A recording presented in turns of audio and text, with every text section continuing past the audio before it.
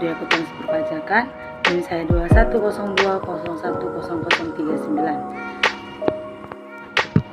Nah, di video kali ini saya akan menjelaskan kepada teman-teman apa itu PPh. PPh atau pajak penghasilan adalah pajak yang dikenakan kepada orang pribadi atau badan atas penghasilan yang diterima atau diperoleh dalam suatu tahun pajak. Penghasilan yang dimaksud dapat berupa keuntungan usaha, gaji, honor, hadiah, dan yang lainnya. Pertama, PPh 21. PPh 21 adalah pemotongan pajak yang dikenakan atas penghasilan yang diterima oleh wajib pajak orang pribadi dalam negeri atau WPOP atas pekerjaan, jasa, atau kegiatan yang dilakukannya. PPh 21 memiliki tarif progresifnya berdasarkan penghasilan yang diperoleh wajib pajak. Per tahun 2022, tarif PPh 21 adalah sebagai berikut. Wajib pajak dengan penghasilan tahunan sampai dengan 60 juta dikarenakan tarif pajak sebesar 5%. Yang kedua, wajib pajak dengan penghasilan tahunan di atas 60 juta sampai dengan 250 juta dikenakan tarif pajak sebesar 15%. Wajib pajak dengan penghasilan tahunan di atas 250 juta sampai dengan 500 juta dikenakan tarif pajak sebesar 25%. Wajib pajak dengan penghasilan tahunan di atas 500 juta sampai dengan 5 miliar dikenakan tarif sebesar 30%. Dan terakhir, wajib pajak dengan penghasilan tahunan di atas 5 miliar dikenakan tarif pajak sebesar 35%. Kedua, ketentuan biaya jabatan. Pengenaan biaya ini diatur dalam Peraturan Menteri Keuangan atau PMK nomor 250 PMK 03/2008, yaitu sebesar 5% dari penghasilan bruto yang diterima pegawai. Penghitungan biaya jabatan pegawai tetap yaitu dengan pengurangan setinggi-tingginya 500.000 per bulan atau 6 juta per tahun. Jika penghasilan bruto melebihi 500.000 per bulan, maka pajak jabatannya tetaplah sebesar 500.000. Begitu juga dengan kalkulasi per tahunnya. Yang ketiga, Anda harus mengetahui beberapa komponen penting yang harus diperhatikan dalam menghitung PPh 21 sebagai berikut.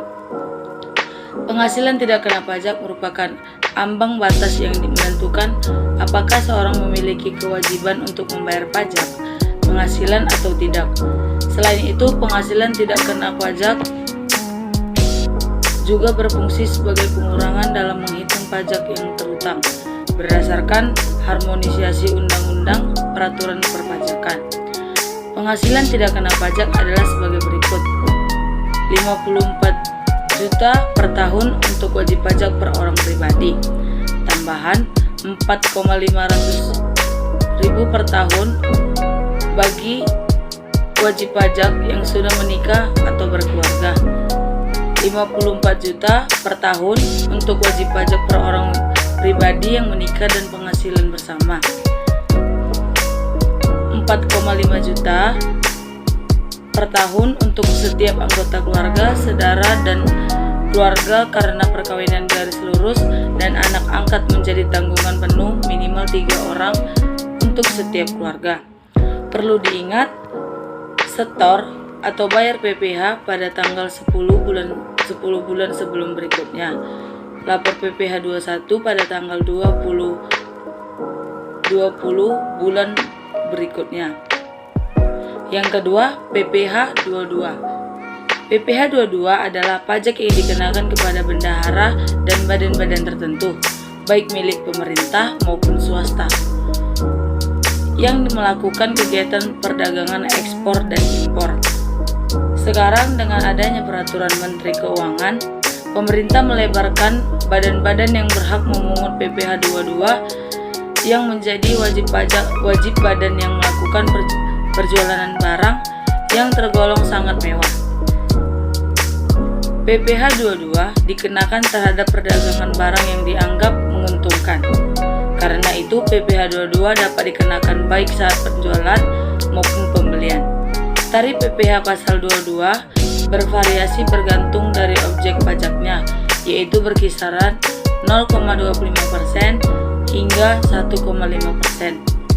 Atas pembelian barang yang dilakukan oleh DJP, bendahara pemerintah, harga pembelian tidak termasuk PPN dan tidak final. Perlu diingat, untuk tidak memiliki NPWP dipotong 100% lebih tinggi dari tarif PPh 22. Yang kedua, PPh 22 tidak dipungut jika tidak melebihi 2 juta. Yang ketiga, pajak penghasilan pasal 23 atau PPh 23. PPh 23 adalah pajak yang dikenakan pada penghasilan atas modal, penyerahan jasa atau hadiah dan penghargaan selain telah dipotong PPh 21. Umumnya penghasilan jenis ini terjadi saat adanya transaksi antara pihak yang menerima penghasilan atau penjual dan pembeli jasa dan pemberi penghasilan.